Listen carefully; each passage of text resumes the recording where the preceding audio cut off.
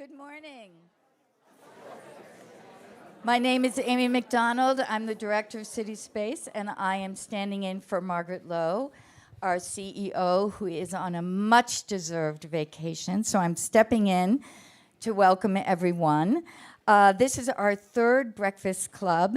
Welcome back to those who have been at our previous gatherings, and hello to the newcomers. Once a month, we are bringing together high-profile CEOs to go deeper into what makes a business tick, what makes employees happy, what can you take away learning from these leaders about businesses. An idea, a reframe, a question that you can bring back to your work. A special thanks to our presenting sponsor, the Ravi K. Mehrotra Institute for Business, Markets, and Society at Boston University Questrom School of Business, a mouthful. Their support makes this series possible. Before we welcome WBUR founder and CEO Will Ahmed and WBUR's Tiziana Dearing, I'd like to invite Marcel Rindisbacher, the director of the Institute, to say a few words. Marcel.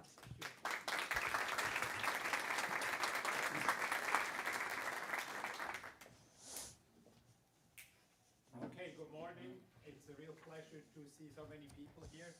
I want to say a couple of words about the Mehrotra Institute. So the Mehrotra Institute for Business, Markets and Society focus on a fundamental and I think consequential question in today's times is how should businesses be governed, markets be regulated to deliver durable value in an increasingly complex and interconnected world. I think we are at the really kind of interesting times to answer these questions about what the role of politics is, what is the role of regulation, what is the role of business, and so on. So supporting this event is kind of a natural extension of that mission. At Mehrotra, we really aim at practical, evidence-based thinking about how corporate governance, regulation, and market design must evolve to support innovation, competitiveness, and long-term value creation, particularly in today's time where the economic, political, and geopolitical forces become really tightly linked. We believe that well-functioning markets depend on strong institutions and informed leadership. That's why we invest in conversations like this today, bringing together business leaders, policymakers, and scholars to test ideas, challenge assumptions, and learn from one another. One way we extend these conversations beyond the room is through our podcast with WBUR CitySpace production, Is Business Broken? You find on your table a card with a QR code where you can then basically see what kind of episodes we have produced. We have just been nominated for a Webby Award in the category business. Unfortunately, the voting ended yesterday, so you cannot help us now, but we can help us by listening to the podcast. So we really invite you to listen to it and basically wherever you listen to your podcast. And it's a real pleasure to be a sponsor for this event, and we're looking forward to the conversation. Thank you.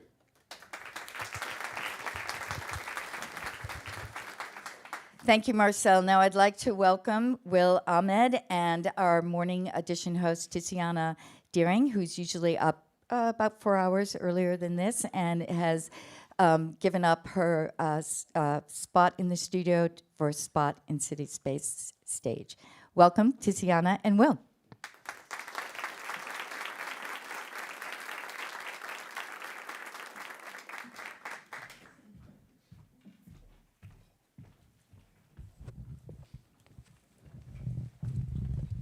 How are you all this morning? Good. Just a couple of housekeeping items for you. Please silence your phones, like for reals. And do know that segments of this will be aired both on Morning Edition and Here and Now tomorrow on WBUR. Good morning. Good morning. So you've been having a run. Yeah, it's been a busy month, I would say. Yeah. So let's just hit a couple of the highlights. $575 million funding round, $10 billion valuation. You announced earlier this week that you're included in the Access program for Medicare. We will hit all of that. But I want to start, Amy said, we dive into what make businesses tick, but I want to start by diving a little into what makes you tick. So I'm going to put up a photo here. You posted this on Instagram in 2022, wishing your father Happy Father's Day. And you have said a few times that there's something meaningful for you about the fact that you started your business at 22, which is when your father, same age that he came to the country. And it strikes me that your dad is pretty important to you. Yeah, I mean, look, I'm an only child. I grew up on the North Shore of Long Island, and my parents are quite different. My mother and my father. My father, as you mentioned, immigrated to this country when he was 22 years old, and he had like $3,000 in a suitcase, and didn't really know what he was going to do when he got here. And so he became something of an American dream story where, he worked hard, he was perseverant, and eventually rose the ranks in finance. And my mother, much more analytical and book smart, and she studied at schools like Exeter and Princeton, brilliant writer and reader. Again, my parents are quite different. So my mother was really someone who would solve everything, I would say analytically, and my father was someone who used to solve things, running through a wall. And so as an entrepreneur, I think actually that's a useful balance to be able to jump between. And so there was, I think, an element growing up of seeing two different, extremes of how to solve problems. And I think also seeing what my father was able to do in coming to this country and not knowing anyone. And, I was 20 years old at Harvard. There's probably something to that where it gave me at least maybe a little more confidence. Like, I'm starting in a better position than he was, and look what he was able to do. So I want to stay on that for a minute longer, and just, this is the whoop that I wore for the last 3 weeks to get to know the product. This is the band. This happens to have the black band on it. And it produces a whole bunch of biometric data, artificial intelligence-enabled guidance for you about your recovery, your sleep, your overall health. You can dive more deeply into your aging process. There's a lot there. You are at Harvard, you're a squash player, you get data hungry, and you decide that there isn't a product that is what you need, so you decide to build it. And you've talked in a lot of different podcasts and stories about all the people who are like, you're crazy, this isn't gonna work, it's a crowded market. What did they think? Our support base for entrepreneurship is quite important. And did they say, go, go, go? Or did they say, oh, son? I think my parents were ultimately supportive of me starting the company. I think they were nervous for me the same way I think any good parents would be when your 22-year-old says they're going to go off and do something that's off the path, so to speak. But I had probably built some credibility up to that point of having a strong point of view on something and it generally being the right direction for me. So I think there was a shared understanding, at least between me and my parents, that this was what I was going to do one way or the other. And so I think there was probably a degree throughout my youth of being at times confident and stubborn, which is not a bad combination if you're going to start a company when you don't really have the experience to do so. Why were you hungry for data? Why was that the thing that you found yourself hungry for? And I'll tell you, you said in a podcast last year that your belief system in part drove your desire to build this company and grow it. So how does your belief system make you a person who's hungry for data? I think there was a few dimensions. So we're now talking about, 15 years ago or so when I was doing research to start this company. But I think there were a few dimensions that at least felt somewhat obvious to me. One was just the sort of evolution of computing. And so, just in my, at that time, relatively short lifetime, I had seen computers go from being on your desk to being on your lap to being in your pocket to what I thought was inevitably going to be on your body. And that evolution of computing seemed like it should also, in turn, tie pretty closely to health and to monitoring your health. The second thing that seemed obvious to me was that we had so much data on everything else, whether it was the weather or our car or our computer or our stock portfolio or whatever else.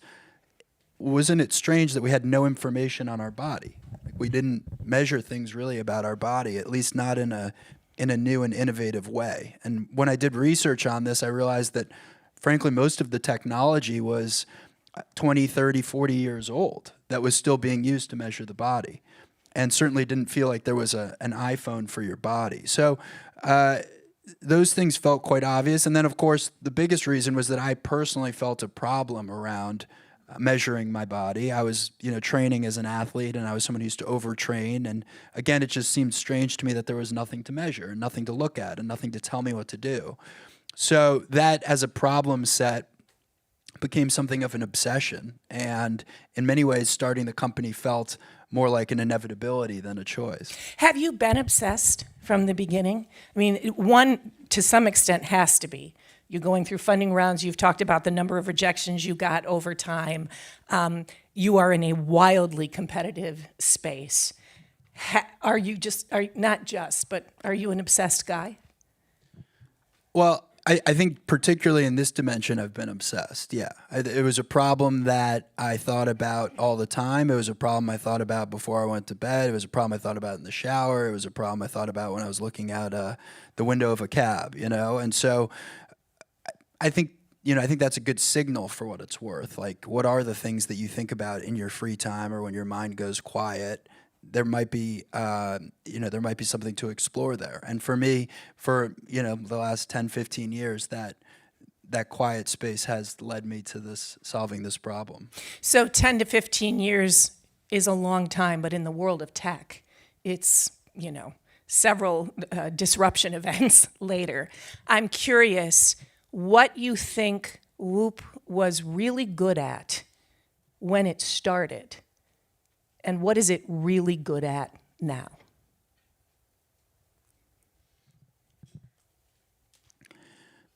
I think for better or worse, the vision in 2012 was very ambitious, which is to say, the only way to solve this problem of measuring the human body is to build all of these things ourselves and to have all these things talk to one another, which is to say, we're going to build our own hardware, we're going to build our own software, we're going to have our own data science team, we're going to design it ourselves, we're going to have our own bands and accessories, essentially a vertically integrated system.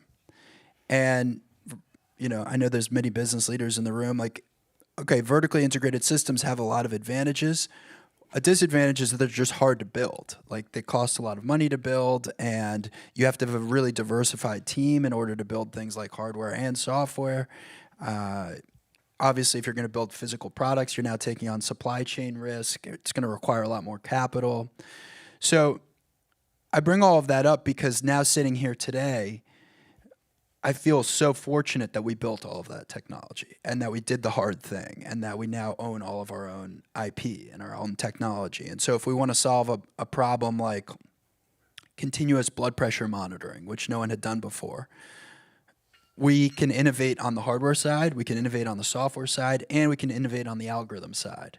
And all three of those things then make it easier to actually solve the problem. Whereas if we were dependent on, someone else's hardware, someone else's software, we probably wouldn't be able to unlock that kind of innovation. I'll come back to the blood pressure insights later on a different level, but you just said it becomes easier to solve the problem. So maybe this is a place to get some insight. What was the problem you were trying to solve with the blood pressure insights? Well, historically, the only way to measure your blood pressure was with a cuff, and there was a lot of issues with that. One is the cuff is technology that's like 30 years old, so not a lot of innovation has happened there. Two is that often when someone has a cuff put on them, there's what's called white coat syndrome, where someone gets kind of nervous all of a sudden that they're being measured. And so the reading that you get actually isn't all that accurate. It can be elevated. Yeah. And so one of the things that WBUR I think has always been good at is measuring data in the background and seamlessly and collecting this information without you necessarily thinking about it.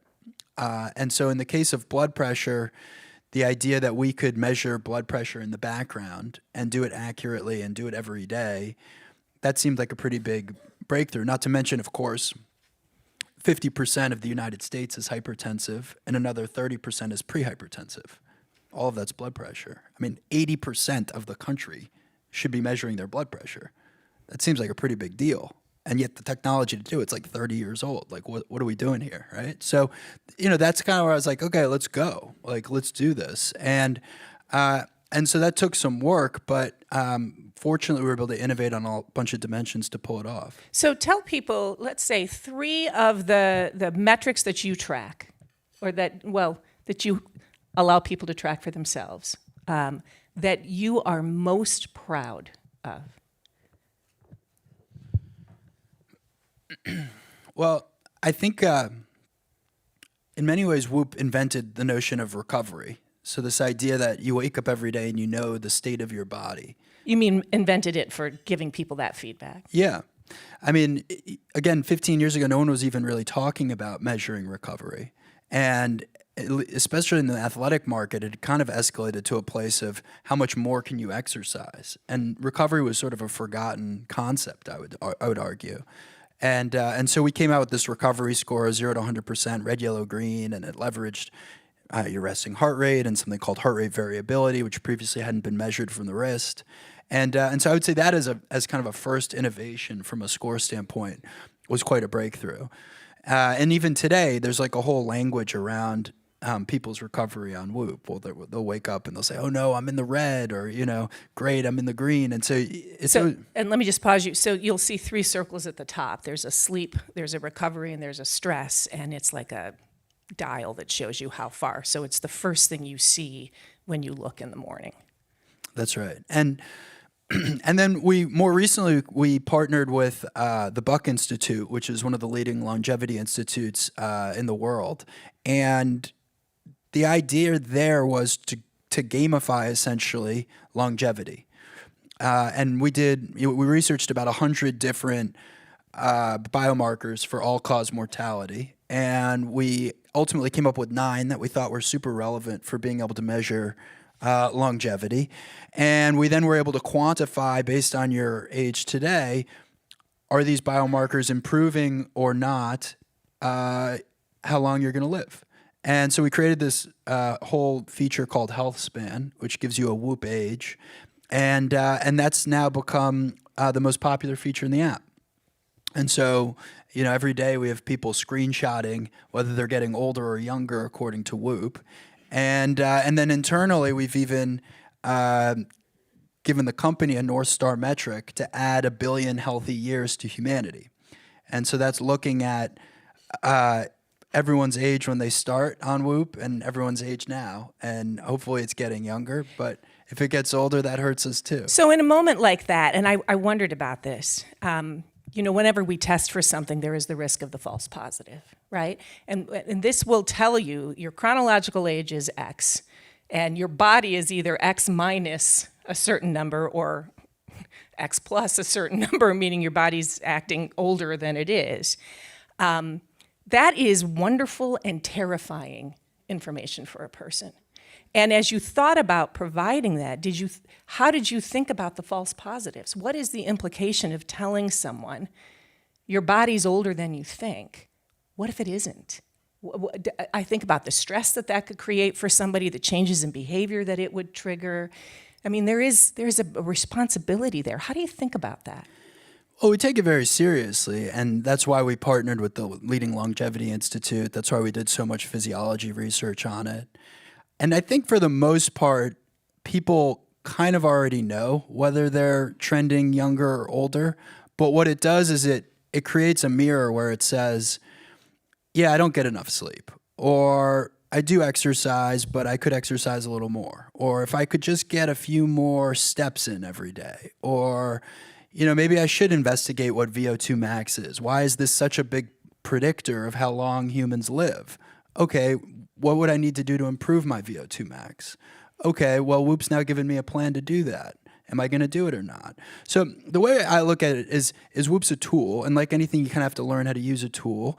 But this information creates awareness, and that awareness in turn can drive towards behavior change. Has there ever been something that you found you could measure and the company decided we shouldn't or we're not going to? Yes. Are you going to tell us? So either A, please tell us what it was, and or why you decided not to. I think to your prior question about the importance of how you're communicating things, and one thing that's important to us as just sort of a general principle is if you're going to tell someone something that's not good, you should also give them a solution to that. And the times where we have held back on doing real data deep dives have been where we're still formulating the best way to give someone an action plan or what to do with that information. And so we don't like to provide incomplete information, whether it's positive or negative. So I want to move more into the company, and I'm going to have a little fun here on a couple of fronts. One, over the weekend, Rory McIlroy won the Masters wearing a Whoop band. He's an investor in Whoop, and the day after his celebration, you posted his recovery data, which was not good. It was like 7%. I'm assuming he gave you permission to post his data. What was your recovery data the morning after you got the $10 billion valuation? I don't actually remember, but I'm going to assume it was green. Maybe it was red because I'd celebrated it. But no, look, I think just on the Rory thing, one of the cool things that I think the company's been able to do is to showcase this data through the lens of professional athletes. And so, many people in this room probably watch the Masters. The Masters is I think amazing theater in the world of athletics, and we were able to show after the fact, okay, what did this do to this guy's body? And one of the reasons that Rory won is that he was so much more relaxed this year than he was in prior years. He had put so much pressure on himself in prior years to win this tournament because it was like the last thing he had to do to cap off this amazing career. And we should note this was his second year in a row winning. Right. And so the second, now going back as someone who had won, he was so much more relaxed. And so we were able to show in his data that his resting heart rate was much lower than usual when he had played there, that even as he was taking on more stress, he was recovering. And so he had 4 days in a row of this very high green recovery, which really for any of us, it's kind of hard to get 4 days in a row of green recoveries, let alone if you're trying to win the Masters. And then of course there's the fun of him celebrating and the next day having a very red recovery. So we love bringing this data to the market, and obviously we do it in partnership with these athletes, and they consent to sharing some of this information. But I think it's a great marketing platform. So let's actually show a little bit of a video that you posted on X. It's a Celtics versus Sixers, 76ers game on March 1st. NBC aired the game, and we're hearing Reggie Miller talking.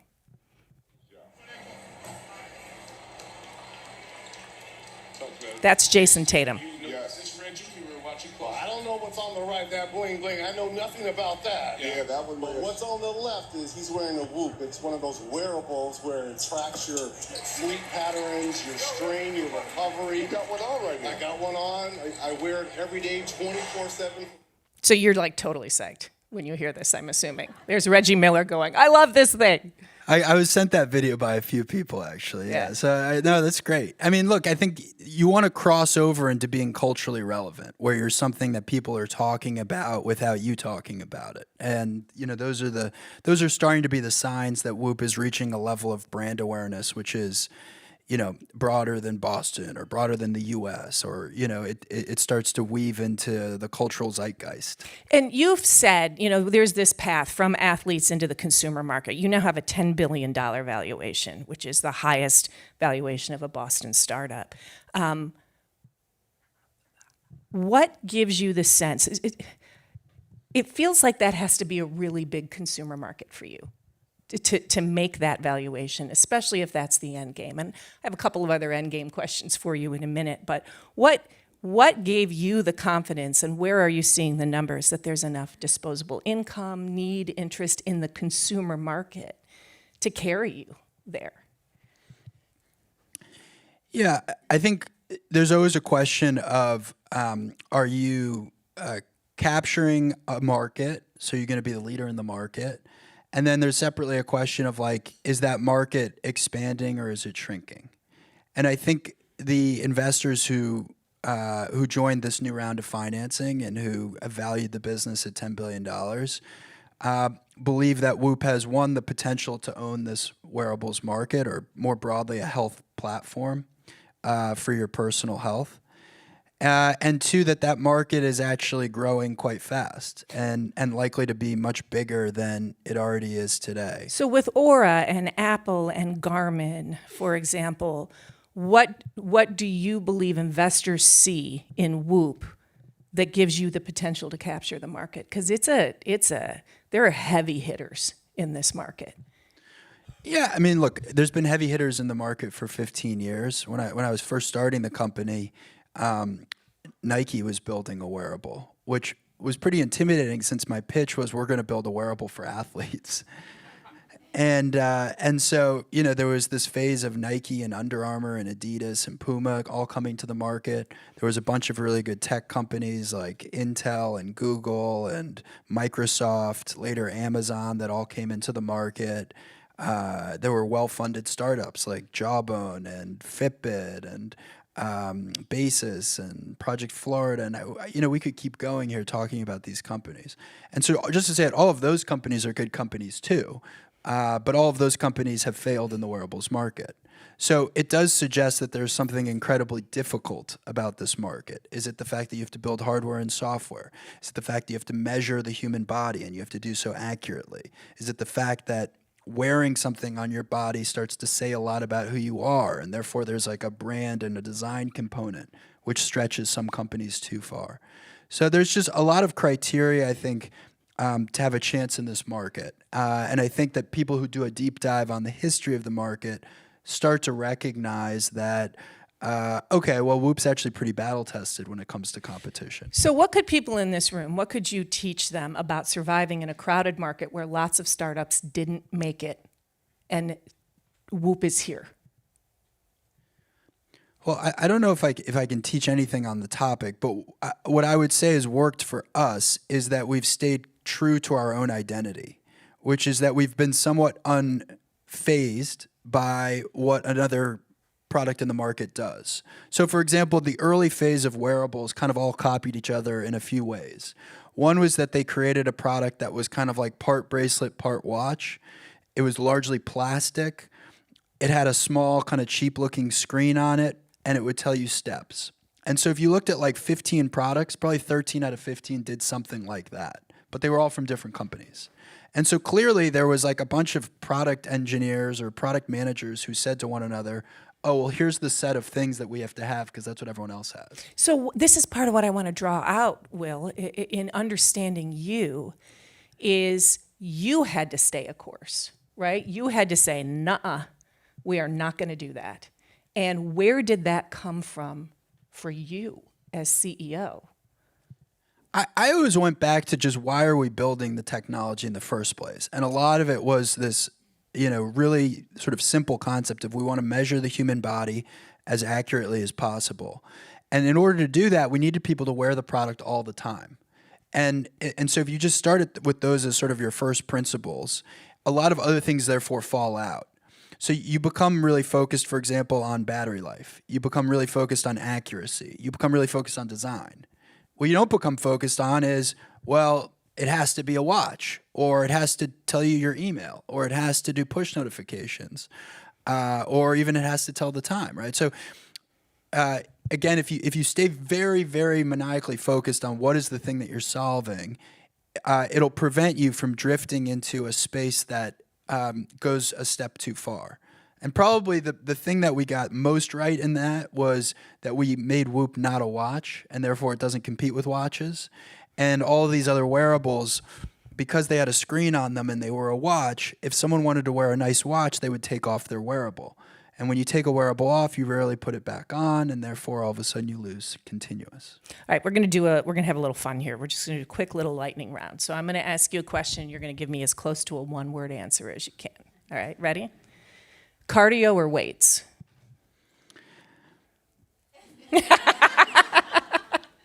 Well, that's hard. I think both are important. I would say personally cardio. How many hours of sleep per night? A little over 7. You like your recovery score when it is? Green. Best way to relax? Meditation. What kind? Transcendental. And the data you wish you had about yourself and don't have? Impossible. All right, we're going to come back to the business at the end a little bit more before we go to audience Q&A, which we'll do in 15 or 20 minutes if you're starting to be out there going, but I want to know, blah, blah, blah. We will do some audience Q&A in a bit. But I want to come now. Sorry, when I'm on air, I have a button I can press so I can clear my throat. I can't do that here. The WBUR headquarters. Let's put up a picture of the WBUR headquarters that my colleague Stephen Davey took earlier this week. Opens in 2023 in July, 8 stories, 121,000 square foot office near Fenway. Athletes, by the way, going by it on Monday for the Boston Marathon will know they're at the 1 mile mark roughly from the finish line. Why Boston for WBUR? I thought that I would build this company in New York. And in May of 2012, I discovered that Harvard had this thing called the Harvard Innovation Lab opening. And that sounded pretty great because it was free office space. And a bunch of the students and professors I was trying to convince to work with me on this idea were at Harvard. So I said, great, well, can I work out of the Harvard Innovation Lab? And so I started working out of the Harvard Innovation Lab. And then I started, meeting more people in the city. And sure enough, you raise a little bit of capital and you hire a few people. And one thing leads to another. And all of a sudden you start to form a footprint. And the reason that WBUR has never moved out of Boston is that in many ways, the city became the perfect place to build this company. And that was in direct contradiction, by the way, to what a lot of people told me, which was that you can't do consumer in Boston, you can't do an athletic thing in Boston, you can't do hardware, software in Boston. It was just like there was a lot of negativity actually about building this company in Boston, and particularly there was a lot of negativity coming from folks who are on the West Coast. No, it's true. It's true, and I think that the city's now doing more to push an agenda around why that's not the case. But I fell in love with the city of Boston along the way, and I met my wife here, and we now have our son here, and we live here. And particularly for WBUR, it's good at a number of dimensions. The city is, I think, culturally great at a number of dimensions that matter. So first of all, it does have phenomenal engineers. There's a great engineering culture. You have to be able to recruit great talent. There's great talent here. There's a whole history of medical research here. So little do people know, the greater Boston area produces the most medical research in the entire world. Of any city in the whole world, most medical research comes out of Boston. There's obviously a great sports culture, which is part of our DNA. And there's an amazing hospital and healthcare network as well in the city. So those are just a few of the reasons why I think the city has been particularly good for building this company. Back to the headquarters, it seems really smart now that we have this big headquarters like overlooking Fenway Park in the heart of the city. But during COVID, that space was just a hole in the ground and no one wanted it. And I bring it up because I do think there's these moments in time where if everyone tells you one thing and you can kind of see the other thing, you can end up with something that feels pretty special. And that office space was a great example of it, where at the time, everyone said you should not take this office. This is a bad idea. We're all going to live on Zoom for the rest of our lives. And COVID's a one-way door, and so on and so forth. By the way, at the time that we signed the lease, 3 restaurants across the street were going out of business. Yeah. So, I asked myself, do I think I'm going to live on Zoom for the rest of my life? And I said, hell no. I want to go work with people. And so, that was a moment where everyone zigged and we zagged and we ended up being right. And so there's just a few of these moments along the way of building anything where you just have to ask yourself, how much do you believe something that's very different than what everyone's telling you? And that office for me is a reminder of that. You want to hire about 600 people. I've talked to Governor Healy a lot over the last year or so about competitiveness, which was a big framing for her when she was first elected. It is clear that we have challenges in affordability. Cost of living is what we all used to call it. Cost of living, housing, transportation, congestion. As an employer who wants to hire more, are you concerned about the economic weaknesses that are structural to Massachusetts, just as there are structural strengths to the state? Look, I think there's certainly things that the city can do and the state can do broadly to improve. There's no question. But I like to sort of rely on, okay, what can I control and what can I tell people who I'm trying to convince to move here why it's a great city? And look, I live here, my family's here. It's not like I'm advocating for something I don't believe. And I think what people underestimate is how livable the city is, the safety of the city relative to some of the other cities they might be considering, the education system and the schools and how great those are, the healthcare network, and then of course just this. In my world, the kind of broader tech ecosystem. And so those are things that I kind of rely on when I'm convincing someone to move from Silicon Valley to Boston. And is that an easy sell? I wouldn't say it's ever easy to convince someone to move their family across the country, but it's now something I've done convincingly to a lot of people. And we as a company have done it for a lot of people. And we have, somewhat strict guidelines about, we want you in Boston, we want you in the office, this is the culture that we're building. And by the way, it's not a culture for everyone, and so no worries if it's not right for you. But we try to be pretty upfront about the fact that we really want people in this headquarters, and we're building a culture that's an in-office culture. And we're hiring 600 people because, somewhat of a counter narrative, we believe that AI plus people is going to be a much accelerated way to build a business versus AI alone. I think there's this kind of wild narrative right now that AI is going to replace all of us and humans aren't going to have roles in society. And first of all, it's a terrible pitch that CEOs are giving. It's like the most uninspiring thing that you can say, which is like, oh yeah, we're going to use AI to make the company more efficient and more productive, and we're replacing people in this division and this division and this division. And I'm listening to this and I'm like, well, what do the people in this division and this division and this division think about what you're saying? So there's a reason that AI right now has a 21% approval rating. I mean, that's pretty extraordinarily low, right? Has a 21% approval rating, which means that 80% of people in this country think that AI is a bad thing for society. So, but that's a marketing dimension. At a practical dimension, the practical impacts of AI, where do you believe that percentage ought to be? What's the approval rating that you think would be in line with the practical implications of artificial intelligence? I'm thinking about Anthropic recently discovering that it had maybe overproduced an AI bot that can find weaknesses in software that was so disturbing that they are not making a public release of it and only releasing it to the 40 biggest tech companies to make sure that their internal systems are bulletproof. So where do you think that number ought to be? Look, I think if you look at revolutionary technology that stands to make society more productive or more efficient or more cost effective, more often than not, it's elevated the quality of life for humanity. The problem is that the storytelling around what AI is going to be capable of for us in this moment has been incredibly negative. And I don't feel that the leaders of AI companies or the CEOs who are adopting AI have painted a vision for why this is going to be good for all of us. It's gotten very efficiency heavy, which is to say, like, on an earnings call, we're going to be using AI to cut costs. And what an employee hears is, I'm going to get fired. And that is kind of the subtle text of what they're saying.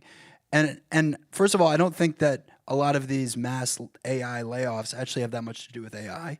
I think these are companies that have found AI to be a convenient excuse to let people go. And separately, I do believe that we're in a phase right now where if you're enabling AI properly and you have a huge market opportunity, that you can actually be hiring rapidly and do what you thought you were going to do in 5 years, do in 1 or 2. And so then if you pull that over a 2 or 3 decade period, how much faster can we accelerate the rate of innovation? And that's what gets me excited, and it's why we're growing our company 80% this year. And you've helped start a council in Massachusetts, an AI-focused council in Massachusetts. There's like 100 questions on that I'd like to ask you, but given our time frame, I think what I will is, so is that your vision for that council to help companies in Massachusetts develop a positive vision for artificial intelligence, communicate it, and pursue it? Look, so we started this Massachusetts AI Coalition, which in simple terms, the goal was to just give Massachusetts the credit it deserves for AI. Right now, when people hear AI, they think Silicon Valley and they think San Francisco, and even increasingly they think New York. But Boston and Massachusetts, we felt, had kind of been forgotten in that conversation. Meanwhile, a lot of these great AI companies are being founded out of Harvard and MIT and other schools. And so to me, there just seems to be a consistent mismatch between the output of the city and the state and the credit that the city and state are getting for it. And so the idea with the Massachusetts AI Coalition was just to bring together all the companies that are doing this innovative work and make it clear that this is a place where this work happens. And we've now seen that blossom in other directions. So now there's a whole program around how do we keep great talent here? How do we incentivize young people to be starting companies here and not leaving? We're giving free office space. We're helping young innovators get capital. We've got lots of initiatives that are around attracting new companies to come to Boston that aren't here. So, pick your top 20 AI companies. We're looking at whether those companies should now have office footprints in Boston and in Massachusetts. So it's just blossomed into a bigger thing. But I think it goes back to, like, we have all the ingredients here. It really is just a question of bringing people together and getting some storytelling right. So we'll go to questions from the audience in 3 or 4 minutes. Before we do, I want to come back from the state, back to WBUR. One question here for you on this. So you said once in a podcast that the original plan was sort of athletes to consumer to medical. Last summer, the FDA scolded WBUR in a letter for your blood pressure insights functionality because it wasn't FDA approved, and they argued it was functioning as a medical device. You came back and said, nope. This week, we get the announcement that WBUR is, in fact, working in the medical space with Medicare, WBUR physicians, for a whole group of people to have advanced access to WBUR essentially as a health platform. Earlier, I asked you the consumer market valuation, right? What is the end game here? Are you going to medical? Is that the end game? I think the big picture opportunity for continuous health monitoring is that it either makes you healthier or it saves your life. And it's like you have this 24/7 coach, doctor on your wrist or on your body that is nudging you to be a slightly healthier version of yourself and is this continuation of your doctor's office. And that statistically makes you healthier. Like, you put this thing on, you are statistically likely to get healthier. And then separately, something happens. And who knows exactly what that is, but 30 minutes before you have a heart attack, you're told you need to go see a doctor right now. Like, both of those things feel like we're building. That sounds like a medical device. Well, to be clear, WBUR is a medical device today. We have FDA approval for ECG monitoring, for AFib detection. We have a whole list of additional medical approvals that we're pursuing. So we very much so believe we are operating in the medical space, and we follow the guidelines associated with that. And so then I think about, okay, so in your head, pretend you're up in space and you're looking across all of America. And the idea that is if you have access to the doctor outside the doctor's office, you can wear this wearable, you've got access to all this data, which you need your smartphone for to see the data. There is an obvious equity question that starts to come up there around if I can use the smartphone, if I'm of the age to embrace that technology, if I have access, if I have broadband where I live, et cetera, I have a shot at living better and longer than if I don't. And I wonder how you think about that equity question as you build. And I'm not saying it's your job to solve everything, but I am curious about the question. In the long run, again, if you think about the potential of the technology, I do think it'll be pretty disruptive to the healthcare space and also to the way we think about health insurance. So if a product is making someone healthier, that in turn is lowering the costs associated with them in the healthcare market. By the way, the healthcare market is the least efficient market in the entire world. The United States, $4.9 trillion on healthcare costs this year. No one thinks that it's a consumer-facing experience or efficient. There's not a single player in the healthcare experience who thinks it's consumer-facing or efficient. So it is the most broken experience in the United States today. And I think it's inevitable if you can create a consumer-facing product that makes people healthier or saves their life, that it starts to get woven into that fabric. And so then the question becomes, well, is the consumer paying for it, or is the insurance company paying for it? Or is a government paying for it? Is it going to be reimbursed? Part of what's exciting about our partnership with Medicare is that CMS has announced that they're going to reimburse wearables that drive towards health outcomes. So this is very much so what I'm describing, where now you could have someone who's actually getting a Whoop for free because of the way it's benefiting their overall health. So I think that will get to the heart of your question. Thank you. I appreciate that. Let's take some questions from the audience. And this is my first time here, so I know we have folks passing around mics. When you ask your question, could I please ask you, if you're comfortable to stand, please do, but please tell us who you are and who you represent. Hi. Will, thanks for being here. My name's Michael Simons, and we're in the investing and real estate business. Rory McIlroy, physical coach, mental coach, maybe a business coach. Have you ever had a business coach, or do you? And if so, what did you discover about yourself, and how did that impact you? Thank you. It's a good question. I've done a form of executive coaching. I've got like an advisor who I speak to from time to time, and I got a lot out of it when I first saw him because there was like a 2-day offsite, so to speak, where you do, I think, a broader inventory of your life and your work, and you know, I think there's an aspect in all of our lives where you get so stuck in the details of what you're doing and the stress of if this thing and that thing and this thing, and you know, you just get stuck in the minutia of it, and you can lose sight at times of the bigger picture. And so that was an exercise that for me was helpful, of seeing the bigger picture and getting to be reminded of what a great opportunity it was to be, you know, in the heart of all these stresses, and how exciting the technology was that I was building, and how, you know, amazing the people were that I got to work with, and how healthy my family was. It was a helpful reset from the standpoint of like being able to zoom in and out. You know, I think as a leader, you kind of always want to be able to zoom in and out. You want to be able to see something from, you know, 30,000 feet, and you want to be able to see something a mile deep, and you want to be able to oscillate between those two areas. So for me, executive coaching, I think, has been helpful to reinforce that feeling of zooming in and out. Do you want to give the coach a shout out, or do you want to keep that private? I'll keep it private. Fair. Next question. Hi. Hi there. I'm Kara Sassone, and I work for a digital agency, but I am looking around the room, and I am probably of the same age and bracket of many of the women in here who cannot open their Instagram account without seeing you have to eat the protein and you have to lift the weights and you have to run the marathons and all the things that we're supposed to do at a certain point in our life.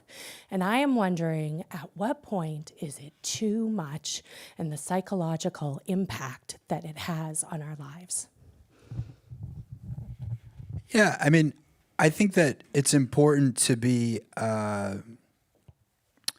think it's important to be aware of any of baselines, so to speak. So, if you signed up for Whoop today, we wouldn't be telling you to eat protein on day one and go lift weights, but the product would give you just kind of a baseline of where you are. And I think what most people underestimate about measuring their body is once you have a sort of a simple awareness of your baselines, there are little nudges that you can do in the right direction. And often it's not as overwhelming as going from being someone who's never walked into a gym to being shown an Instagram video of you now need to deadlift 300 pounds, which I agree can be overwhelming. But it can be as simple as, oh, if I do a couple of these things before I go to bed, or if I eat a little earlier, I sleep so much better, or, maybe I'm not that hydrated actually, or, it ends up being like 3 to 5 things for every person that they realize are not some massive lifestyle overhaul, but things that they just weren't that aware of. And so I think that's the baseline that Whoop is able to provide for millions of people. And then, of course, there are the life-changing, revolutions that people will have to their lifestyle. I get a lot of messages from people who are now completely sober because they realized how much alcohol was damaging their body, and they'd kind of gotten to a place where they couldn't feel it and they didn't realize it. And so that's like one dimension where Whoop acting as something of a mirror, I think, created a sense of awareness and created a sense of amazing change. I also think there's an element of wearing the product and, not looking at it 8 times a day, but looking at it, once a week and checking in on trends and how your body's developing. So again, more often than not, I think information can be, power if used properly. And it's really just learning how to use a tool. Thank you. Next. Hi, I'm Michelle Yazer, and I'm actually a product leader that works in the intersection of research and AI. And one of the successes is clearly your product strategy of what you do and what you don't do. Historically, research on women, medically and otherwise, has been underfunded, yet Whoop made the decision to have a focus on women and their health data. What led to that? And then with AI being one of the weak points of having data to train the models, where do you hope to get some of the data on women to help improve the AI experience for your women users? Yeah, thanks for bringing that up. So remarkably, I think it's 7%. 7% of all of medical research is done on women, whereas that means 93% is done on men. And when I read that, I almost couldn't believe that was true. And so it seemed obvious that we should fund men's research and women's research equally, which is what we've now pledged to do. And so with that also becomes a focus on building out additional women's health features and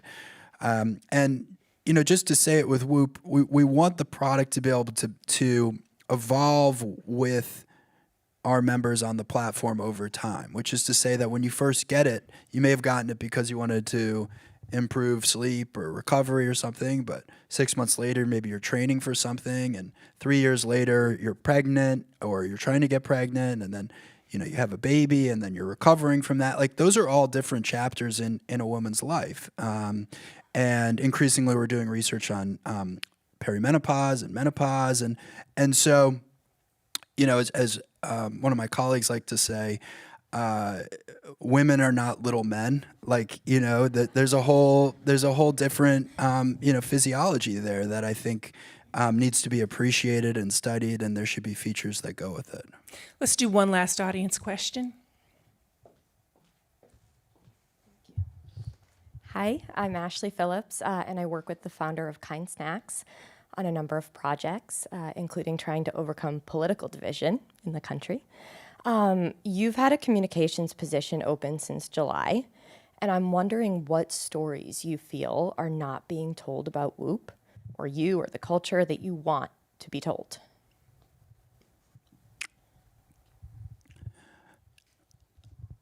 Well, we're looking for a communications role because we want to broaden our reach across a lot of different dimensions. We used to historically think of communications really as PR, and PR as really a function of marketing, and therefore as a function of marketing, it was a little bit more commercial in nature.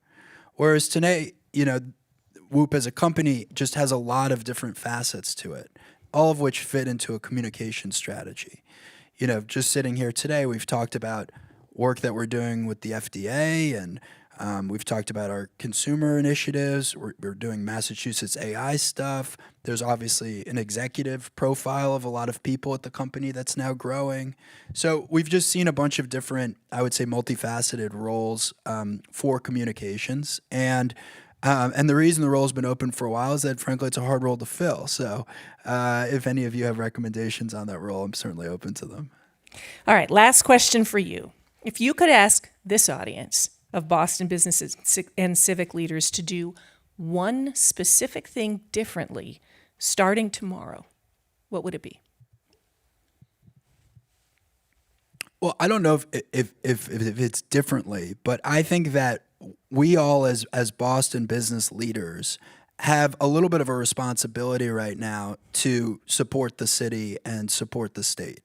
And I say that because if you all recruit more great talent to be in this city, that's going to make my business better. And if I'm able to do that, that's going to make your business better. And if we can continue to recruit great people to be in and around this city, it's going to lift everyone up. And it's going to lift up local businesses, and it's going to lift up the tech market, and it's going to inspire people in turn to start new companies, because lo and behold, I've also realized, okay, we've convinced people to come into WBUR from a different state, and now those people are starting a company here, right? And so if we all do our jobs with recruiting and being spokespeople for the city and for the state, I think we'll fast forward 3 years, 5 years, 10 years, and see just a whole lot of new innovation and a flourishing economy. And so it's not, I think, just the responsibility of the political leaders. It's the responsibility of the business leaders to step up as well. WBUR founder, CEO Will Ahmed, thank you for joining us. Thank you. And thank you to all of you for being a wonderful audience. That was a fascinating conversation. Another round of applause for Tiziana, our incomparable moderator. Will, that was so insightful, so fascinating. Go Boston. So proud of this city. Thank you all for being here. We know mornings are precious. Your time is precious. This is what the Breakfast Club is all about. Networking, being here, being proud of this city, being part of these fascinating conversations. Go back to your companies and share what you heard this morning. Before I let you go, we want to share that our next Breakfast Club gathering is on May 12th. Tiziana is back on our stage, and she will be interviewing JetBlue CEO Joanna Garrity, Holy Cross grad.